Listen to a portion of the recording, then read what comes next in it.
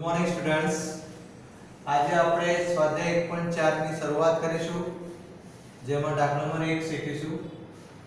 દાખલા નંબર 1 ની રકમ આપણે પહેલા સમજીએ. ભાગાકારની લાંબી પ્રક્રિયા કર્યા વગર નીચે દર્શાવેલ સમય સંખ્યાઓનું નિરૂપણ શાંત છે કે અનંત આવૃત છે તે જણાવો. હવે આનો અર્થ એવો થાય કે આ 10 જે તમને રકમ આપી છે એ 10 રકમ કેવી છે? પહેલા તો સમય સંખ્યા એ ફાઇનલ છે, પણ સમય સંખ્યા બે ભાગમાં વહેંચવામાં આવે છે, એક શાંત અને બીજું અનંત આવૃત.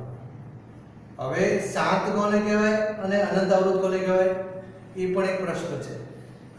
તો આ બધી રકમ જે છે સોરી સમય સંખ્યા એની અંદર તમારે છેદ જોવાનો. છેદમાં આપેલી જે રકમ એ તમને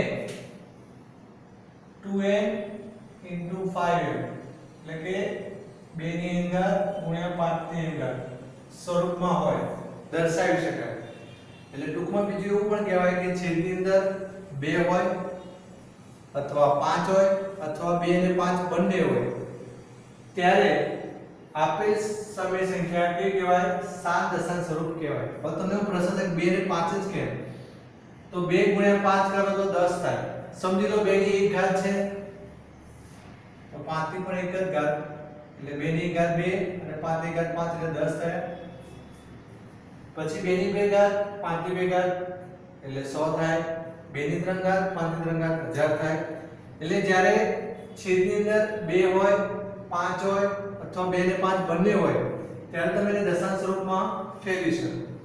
એટલા માટે જ્યારે છેદનું જે અભિકરણ છે એ 2n into 5 સ્વરૂપમાં દર્શાવવામાં આવે તો તેવી સંખ્યા કે કહેવાય શાંત સમય સંખ્યા કહેવાય. અને જ્યારે છેદનું જે અભિકરણ છે એ 2n into 5 સ્વરૂપમાં દર્શાવી ન શકાય તો તેવી સંખ્યા કઈ બની જશે? અનંત આવૃત. જે રીતે આપણે દાખલા ગણીશું તમને વધારે ખ્યાલ આવશે. તો પહેલું જોઈએ આપણે 13 છેદમાં 31/25. ચલો 13 કેવી સંખ્યા છે? અવિભાજ્ય એટલે એનો કોઈ ભાગ નહીં ચાલે એટલે 13 ના 13 31/25. હવે તમે જો એકમનો 5 છે અને બીજી ખાસ વસ્તુ છેલ્લા બે કયા છે? 25. તો જ્યારે છેલ્લા બે અંકથી બનતી સંખ્યા 25 હોય તેવી સંખ્યાને 5 વડે તમે નિશેષ ભાગી શકો. તો 31/25 હું તમને કહી દઉં 5 ની 5 ઘાત કહેવાય. કેટલી કહેવાય? 5 ની 5 ઘાત. 5 ની 5 ઘાત એટલે 5 ગુણ્યા 5 એટલે કરીએ તો 5 ગુણ્યા 5 25, 25 પંચા 125, 125 ગુણ્યા 5 625 અને 625 5 ગુણ્યા 5 31/25. એટલે 1 2 3 4 5 એટલે ઘાત સ્વરૂપમાં શું લખવામાં આવે? 5 ની 5 ઘાત. હવે અહીં તમે છેદમાં જોઈ શકો છો 5 છે, 2 ભલે ના હોય પણ 5 તો છે ને. છેદની અંદર 2 હોવા જોઈએ અથવા 5 હોવા જોઈએ અથવા 2 ને 5 બંને હોવા જોઈએ ત્યારે એ દશાંશ નિરૂપણ કેવું બની જાય? શાંત બની જાય. તો આપણે લખવાનું અહીં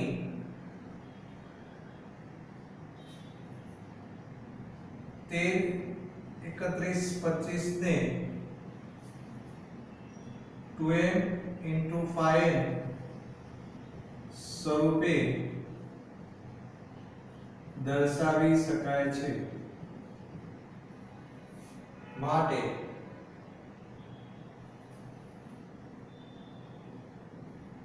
આપેલ સંખ્યા શાંત છે. બરાબર? અથવા એવું લખાય કે આપેલ સંખ્યાને શાંત દશાંશ સ્વરૂપમાં દર્શાવી શકાય છે. હવે તમને એવું લાગશે કે 5 ની 5 ઘાત તો 2 ની ઘાત તમારે લખીએ તો શું લખાય?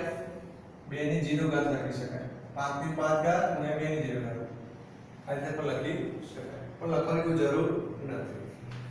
પછી આગળ નંબર 2 17 છેદમાં 8. તો 17 પણ અવિભાજ્ય સંખ્યા એટલે 17 ના 17 8 એટલે શું થશે? 2 ની 3 ઘાત. તો અહીંયા જો છેદની અંદર શું આપ્યું છે? 2 આપ્યા છે એટલે આ જે રકમ આપી છે એને તમે 2m * 5 સ્વરૂપે દર્શાવી શકો છો. માટે આપણી સંખ્યા કેવી છે? 7 છે. લખવાનું અહીં 17/25 ને 2m * 5n સ્વરૂપે દર્શાવી શકાય છે. માટે આપેલ સંખ્યા કઈ સંખ્યા? સમય સંખ્યા. આપેલ સંખ્યા 7 છે.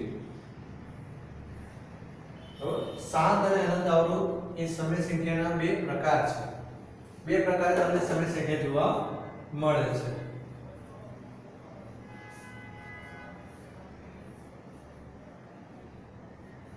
સોરી 25 નહીં આવે, 8 આવશે. રકમ કઈ છે? 8 છે. 17/8 બરોબર. હવે ત્રીજા નંબરમાં 64/455 અંશમાં ભાગ પડતા તો પાડવાના. 64 એટલે 2 ની 6 ઘાત થશે. હવે 455 માં તમે જુઓ તો એકમનો 5 છે, તો તમે 5 વડે ભાગી શકો. 5 વડે ભાગો એટલે તમારો જવાબ 91 આવે. એટલે 5 * 91 કરો તમે. પાછળ તો ભાગ નહીં પડે. પાછળ 91 ભાગ શું પડશે? 13 * 7. એટલે 455 છે એના છેદમાં આપણે એવું લખીશું ની સામે 5 * 13 * 7. એટલે 455 ના આપણે ભાગ પડે 5 * 13 * 7. હવે આપણે છેદ જ જોવાનો છે તો આપણે લખીશું અહીં કઈ રકમ? 64/455 ને. હવે તમે જુઓ છેદની અંદર 5 છે પણ બીજી બે રકમો આપી છે 13 અને 7. તો આ રીતની જ્યારે કન્ડિશન હોય 2 અને 5 સિવાય બીજી કોઈ રકમ હોય તો એને તમે 2n * 5 સ્વરૂપમાં દર્શાવી શકો નહીં. એટલે આપણે એવું લખવાનું ને 2m * 5n સ્વરૂપે દર્શાવી ન શકાય. માટે આપેલ સંખ્યા એ બને અનંત આવૃત છે.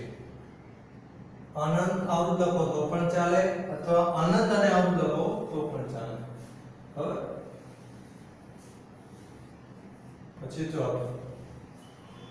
15/1600 ચાલો 15 ના શું ભાગ પડે?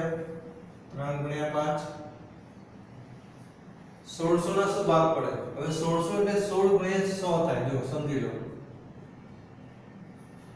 16 એટલે 2 ની 4 ઘાત થશે. હવે 10 100 1000 10000 લાખ માટે તમને એક ટ્રીક શીખવાડું.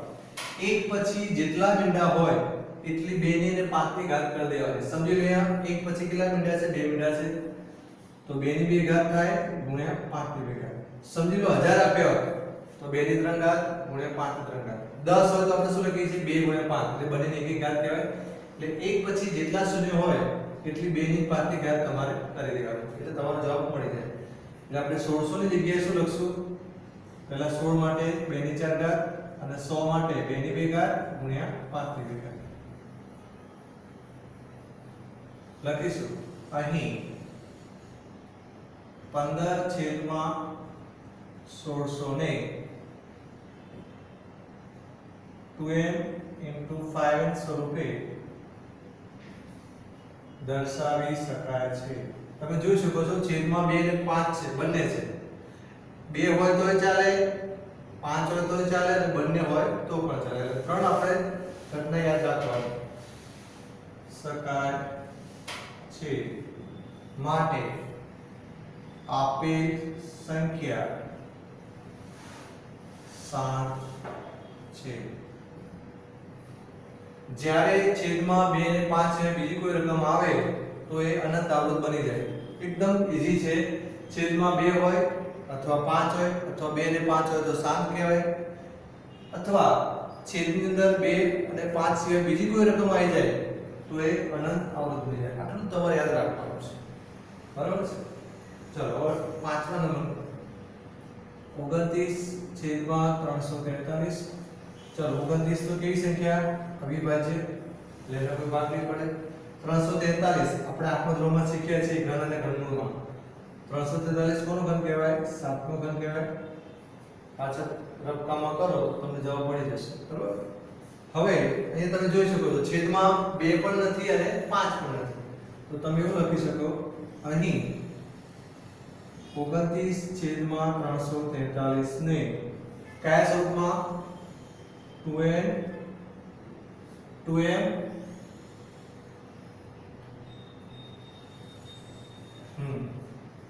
આપણે બધે n અહીં લખવાનો ને m લખવાનો છે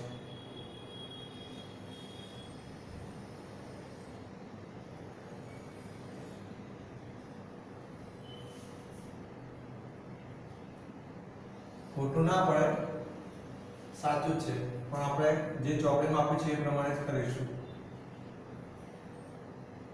into 5 અને વચ્ચે કોઈ નિશાની નથી એટલે આપણે તમારે શું સમજવાનું ગુણાકાર સમજવાનો એટલે 2n into 5m સ્વરૂપે દર્શાવી ન શકાય તેથી અથવા માટે લખો તો પણ ચાલે આપેલ સંખ્યા કેવી છે અનંત આવૃત છે બરાબર ચલો છઠ્ઠાની અંદર તમે જોઈ શકો છો 23 અને છેદમાં તમને ઓલરેડી ઘાત સ્વરૂપમાં રકમ આપી દીધી છે શું આપી છે 2 ની 3 ઘાત ગુણ્યા 5 ની 2 ઘાત હવે તમે ડાયરેક્ટ લખી શકો 23 અવિભાજ્ય છે અને નીચે ઘાત સ્વરૂપમાં આપેલું છે છેદમાં તમને શું આપ્યું છે 2 અને 5 સ્વરૂપમાં રકમ આપેલી છે 2 અને 5 બંને આપેલ છે તેથી આપેલ સંખ્યા શું કહેવાય સમય સંખ્યા છે તો લખવાનું અહીં 23 છેદમાં 2 ની 3 ઘાત into 5 ની 2 ઘાત ને 2n into 5 સ્વરૂપે દર્શાવી શકાય છે તેથી આપેલ સંખ્યા એ બનશે શાંત બનશે એટલે કે શાંત દશાંશ સંખ્યા બનશે તમે પાછળ દશાંશ સંખ્યા શબ્દ ઉમેરો તો પણ ચાલે બરાબર પછી સાતમો તમે જોઈ શકો છો 129 છેદમાં 2 ની 2 ઘાત ગુણ્યા 5 ની 7 ઘાત ગુણ્યા 7 ની 5 ઘાત હવે તમે જોઈ શકો છો 129 ના આપણે ભાગ નથી પાડવાનો અને પડે પણ નહીં અને નીચે તમે જોઈ શકો છો છેદમાં તમને કઈ કઈ રકમ આપી છે 2 5 અને 7 2 અને 5 હોત તો કઈ વાંધો નતો તો એ સંખ્યા આપણે કઈ બની જાય 7 બને પણ બીજી એક રકમ તમને આપી છે 7 7 ના લીધે આ જે સંખ્યા છે કઈ બની જશે અનંત આવૃત બનશે તો લખવાનું અહીં 129 છેદમાં 2 ની 2 ઘાત ગુણ્યા 5 ની 7 ઘાત ગુણ્યા 7 ની 5 ઘાત ને કયા સ્વરૂપે 2n into 5m સ્વરૂપે દર્શાવી ન શકાય તેથી આપેલ સંખ્યા એ બનશે અનંત આવૃત છે પછી નંબર 8 માં જો તમે 6/15 આપે હવે 6 ના શું ભાગ પડે 3 દુ 6 તો તમે લખી શકો 3 ગુણ્યા 2 15 ના પડે 5 ગુણ્યા 3 તો 3 3 પડી જાય હવે તમારે છેદ ઉડાડવા પડે ના ઉડાડો તો તમે શું સમજો તમે છેદ નથી ઉડાડ્યો તો તમે સમજો કે 5 અને 3 છે તો 5 અને 3 હોય તો એ કઈ બની જાય અનંત આવૃત બને પણ એ છેદ ઉડે છે એટલે રહેશે શું 5 એટલે છેદ ઉડતા તો ઉડાડવા જરૂરી છે બરાબર છે એટલે બરાબર કઈ લખવાનું 2/5 હવે આપણે કોને ધ્યાનમાં રાખવાનું? બે પંચમાંશો ધ્યાનમાં રાખવાનું. તો એ તમે જોઈ શકો કે છેદમાં કેટલા છે? 5. તો આપણે એવું કહી શકીએ કે આપેલ સંખ્યા કેવી છે? 7 દશાંશ સંખ્યા છે. લખવાનું અહીં 6/15 ને 2n into 5n સ્વરૂપે દર્શાવી શકાય છે. માટે આપેલ સંખ્યા કેવી છે? 7 છે અથવા 7 દશાંશ સંખ્યા છે એમ પણ કહો તો ચાલે. પછી નંબર 9. 9 ની અંદર રકમ છે 30/50. તો તમે જોઈ શકો છો 30 એટલે 3 × 10 થાય અને 50 એટલે 5 × 10 થાય. બંનેમાંથી શું ઉડી ગયું? 10 10 ઉડી ગયું એટલે બરાબર કઈ શું લખીશું? 3/5. જો મેં તમને અગાઉ પણ કીધું કે છેદમાં 2 હોવા જોઈએ અથવા 5 હોવા જોઈએ અથવા 2 ને 5 બંને હોવા જોઈએ. આ ત્રણમાંથી ગમે તે એક વસ્તુ હોય તો એ સંખ્યા કેવી બની જાય? 7 બની જાય. પણ એના સિવાય હોય તો એ શું ને? અનંત આવૃત બને. તો અહીંયા 5 છે તો આપણે એવું લખીશું 30/50 ને 2n into 5 સ્વરૂપે દર્શાવી શકાય છે. તેથી આપેલ સંખ્યા એટલે કઈ સંખ્યા? સબે સંખ્યા. આપેલ સંખ્યા કેવી છે? 7 છે. તમે એ રીતે પણ લખી શકો કે 30/50 ને 2n 2 ની ઘાત into 5 ની ઘાત સ્વરૂપે દર્શાવી શકાય. તેથી આપેલ સબે સંખ્યા 7 દશાંશ સંખ્યા છે. અને છેલ્લું નંબર 10.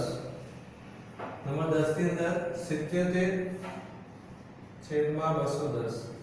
77 ના ભાગ પાડીશું આપણે એટલે 11 × 7 થશે. 210 એટલે 30 × 7 થશે. અને એમાંથી 7 7 ઉડી ગયા એટલે આપણો જવાબ કેટલો આવ્યો? 11/30 આવ્યો. હવે હજુ 30 ના પણ ભાગ પડશે. 11 ના નહીં પડે તો 11 ને 30 એટલે તમે શું લખશો? 3 × 6 35. પણ તમે છેદમાં જોઈ શકો 2 અને 5 છે પણ એ સિવાય 3 પણ છે. એટલે 3 હોવાથી આ જે સંખ્યા કેવી બનશે? અનંત આવૃત બની જશે. લખવાનું 77/210 ને 2n into 5 સ્વરૂપે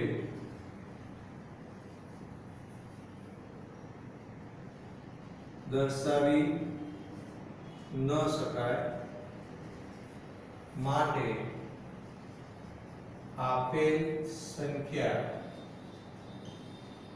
અનંત આવૃત છે. વિદ્યાર્થી મિત્રો અહીં આપણો દાખલા નંબર 1 પૂર્ણ થાય છે.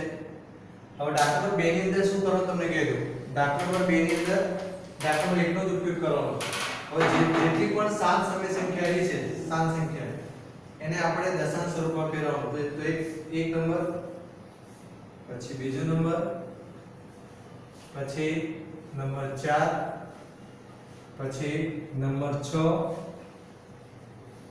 પછી નંબર 8 અને નંબર 9. એટલે આ 1 2 જે જગ્યાએ 7 છે, જો આ અનંત આવૃત છે, આ શાંત છે, આ અનંત આવૃત છે, આ શાંત છે, આ અનંત આવૃત છે, આ શાંત છે, આ પણ શાંત છે અને છેલ્લે અનંત આવૃત છે. જેટલી પણ સંખ્યા સાત દશાંશ સ્વરૂપમાં છે એ બધી સંખ્યાને તમે દશાંશ સ્વરૂપમાં ફેરવી શકો. તો દાખલા 2 ની અંદર આપણે આ બધી રકમને શેમાં ફેરવીશું? દશાંશ પૂર્ણાંકમાં. એટલે કે 0 પોઈન્ટ સમજી લો 2 પંચમાંશ છે તો એનું થાય 0.4. તો આ સ્વરૂપે આપણે બધી સંખ્યાને દશાંશ સ્વરૂપમાં ફેરવવાનું થશે. એટલે દાખલા 2 ની અંદર દાખલા 1 ની રકમનો જ ઉપયોગ કરવાનો કે જે સાત દશાંશ સ્વરૂપમાં હોય એને આપણે દશાંશ સ્વરૂપમાં ફેરવવાનું. એટલે દાખલા 2 ની અંદર 1 2 4 6 8 અને 9 આ 6 રકમને આપણે ગણતરી સાથે એને દશાંશ સ્વરૂપમાં ફેરવીશું. એટલે વિદ્યાર્થી મિત્રો આજે દાખલા નંબર 1 મેં જે કરાવ્યો એ તમારે ગણિત નોટમાં સારા અક્ષર લખવો અને ઘરકામમાં 2 એવા લખી એની પ્રેક્ટિસ કરવી. પ્રણામ.